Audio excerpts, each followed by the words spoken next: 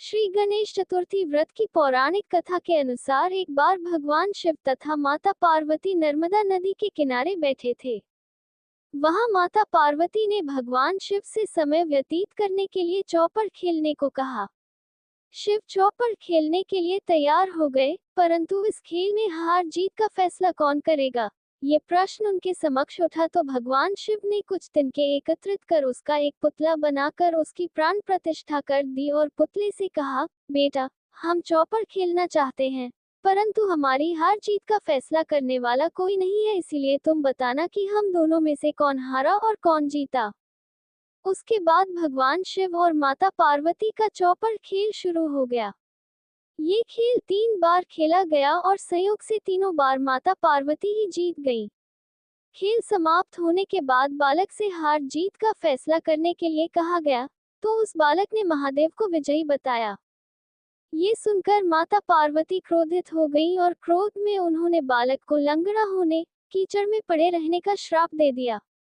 बालक ने माता पार्वती से माफी मांगी और कहा कि यह मुझसे अज्ञानतावश ऐसा हुआ है, मैंने किसी द्वेष भाव में ऐसा नहीं किया। बालक द्वारा क्षमा मांगने पर माता ने कहा, यहाँ गणेश पूजन के लिए नाग कन्याएं आएंगी, उनके कहे अनुसार तुम गणेश व्रत करो, ऐसा करने से तुम मुझे प्राप्त करोगे। ये कहकर माता पार्वती शिव के साथ कैलाश पर्वत पर चली गईं। 1 वर्ष के बाद उस स्थान पर नाग कन्याएं आईं।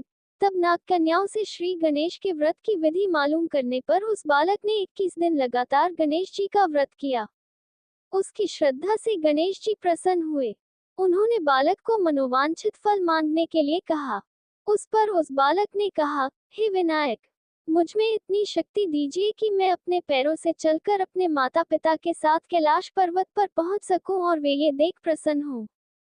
तब बालक को वरदान देकर श्री गणेश अंतर्ध्यान हो गए। इसके बाद वह बालक कैलाश पर्वत पर पहुंच गया और कैलाश पर्वत पर पहुंचने की अपनी कथा उसने भगवान शिव को सुनाई। चौपड़ वाले दिन से माता पार्वती शिव जी से विमुख हो गई थी, अतः देवी के रुष्ट होने पर भगवान शिव ने भी बालक के बताए अनुसार 21 दिनों तक श्री गणेश का व्रत किया। इस व्रत के प्रभाव से माता पार्वती के मन से भगवान शिव के लिए जो नाराजगी थी, वह समाप्त हो गई। तब यह व्रत विधि भगवान शंकर ने माता पार्वती को बताई। ये सुनकर माता पार्वती के मन में भी अपने पुत्र कार्तिकेय से मिलने की इच्छा जागृत हुई। तब माता पार्वती ने भी 21 दिन तक श्री गणेश का व्रत किया तथा दूर्वा, फूल और लड्डुओं से गणेश जी का पूजन अर्चन किया। व्रत के 21वें दिन कार्तिकेय स्वयं माता पार्वती जी से आ मिले। उस दिन से श्री गणेश चतुर्थी का ये व्रत समस्त मनोकामनाओं की पूर्ति करने वाला व्रत माना जाता है। इस व्रत को करने से मनुष्य के सारे कष्ट दूर होकर मनुष्य को समस्त सुख सुविधाएं प्राप्त होती हैं।